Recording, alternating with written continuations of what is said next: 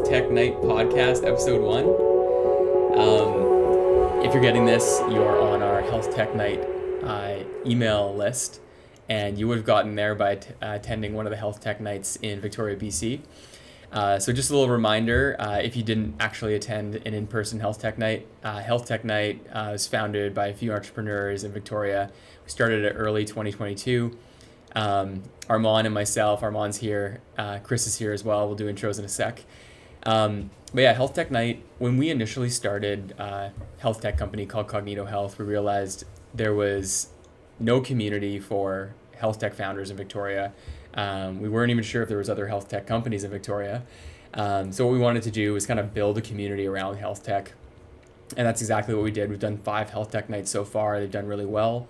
What we wanted to do was do a podcast, a little bit of audio video for people, keep everybody connected between the in-person meetups. I know they're not great for everybody, so this is a good opportunity to engage without actually showing up to Health Tech Night.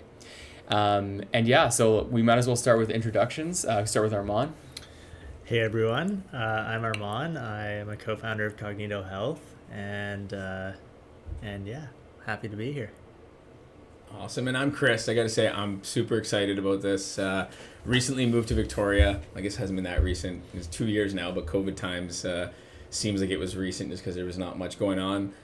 When I moved out, I have a digital health consulting company and was looking to connect with people in the space.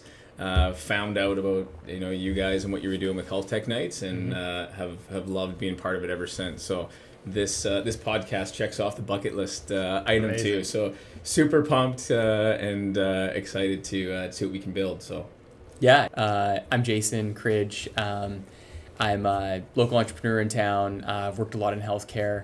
I'm a pharmacist. I own some pharmacies. Co-founder of Cognito Health, help.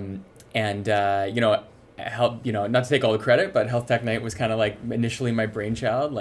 It was a little bit selfish, kind of an opportunity to recruit people, get the name of the company out there, but it kind of quickly turned into its own thing, and we spun it off to make it a standalone thing.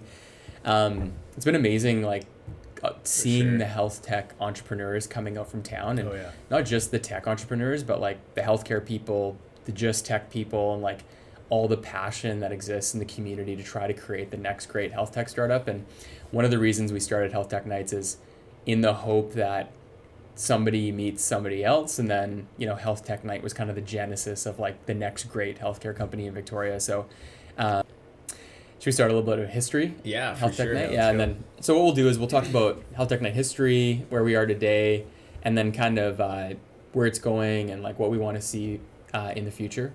Okay, yeah, sounds good. So history of Health Tech Night. Let's do it. You want me to start? Let's go.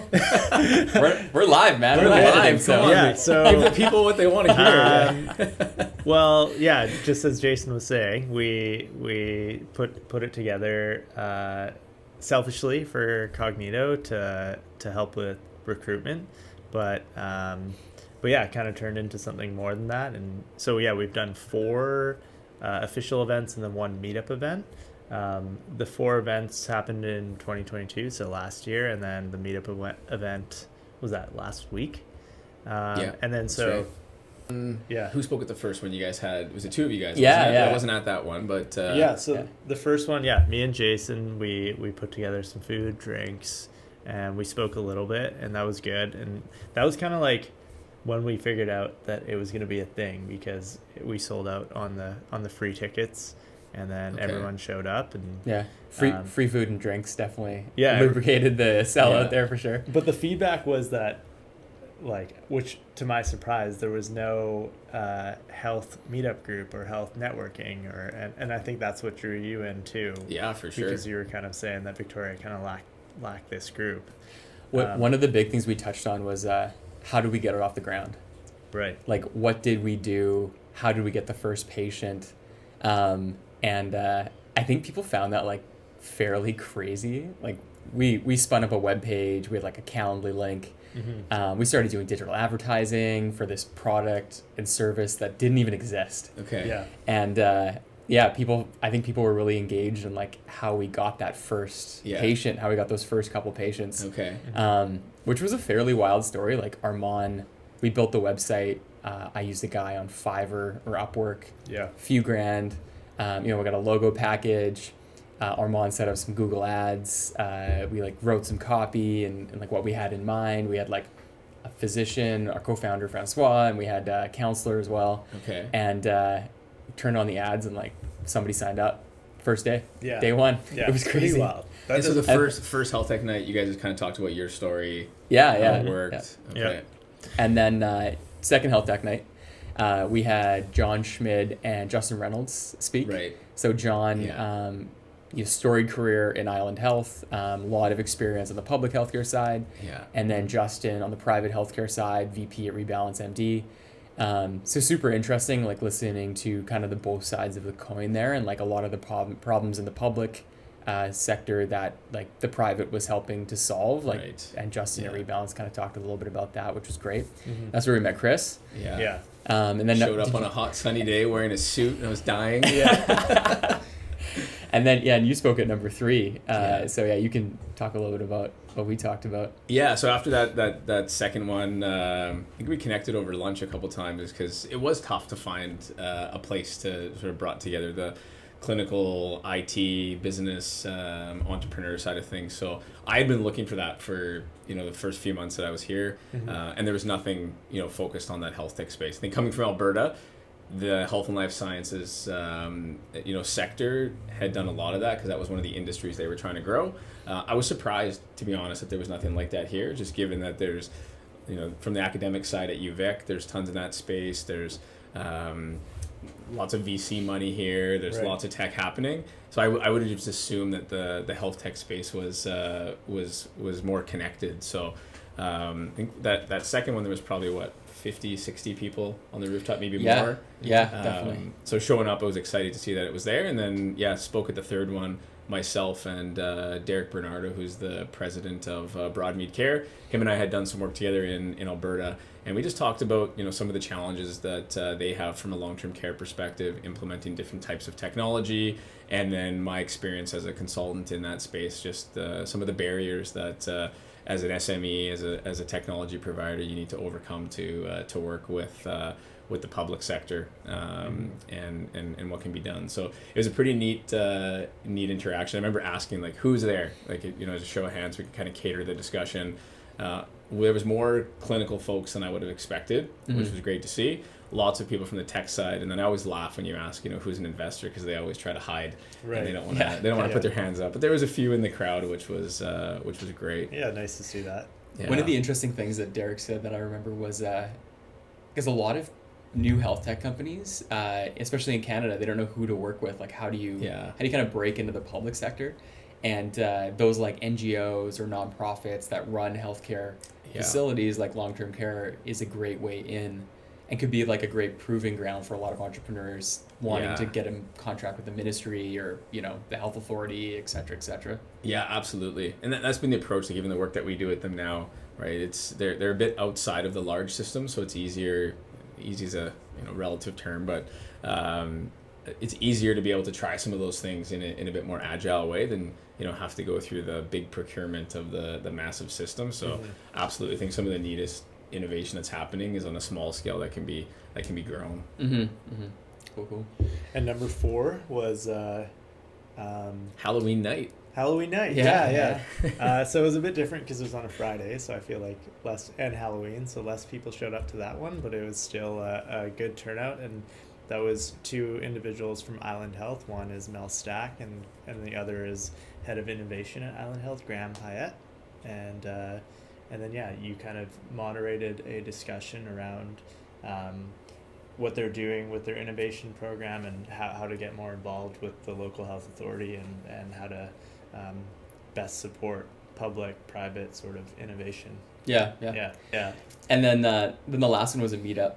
Chris's idea. We went to Belleville's, sponsored by your company. So thank you very much. No, that was my great. pleasure. Yeah. Some beers and nachos were had, and it was kind of a like low key networking opportunity, which was super cool. And like Probably one of my favorite health tech nights for sure, because I didn't have to get up on and speak on a stage. Ours too. That was great. Yeah. Yeah. I think that was good though, just to see that, you know, to have a couple different models, right? I think you get a bit more of a, you know, intimate conversation with somebody at an event like that as opposed to a speaker. So I think that's what we're trying to do, is test out what works, and I think we've got some good feedback on that. So if there's other ideas, I think we're open to, you know, trying out different kinds of formats, speakers, informal, and everyone always likes drinks. So yeah, for sure. Yeah, that seemed to work. So yeah, what's next? Like, where are we going with this, and why should people care? Yeah, absolutely. I think at the end of the day, like Chris kind of summed it up well. Like, we have an open mind, and I think we'll continue to try out a bunch of different formats. Maybe less presented events, more meetups, just because it's more low key and like definitely takes less work on our side. It's a lot of work to like cater an event and get drinks, etc. And like the more work it is, the less we're gonna do it. So I think it's a good idea that we have some low key ones, easy to organize, and then we'll still definitely do those like high flying events every once in a while. But yeah, the idea is that we do one every month or one every other month, and probably have a break during the summer. So yes, stay tuned for the next Health Tech Night. We're hoping to do it like late February. Maybe another meetup on this one. So at least a meetup, we can make that happen. Yeah. Open to sponsorships, everyone. By the way. I guess eventually we can sort of integrate more of a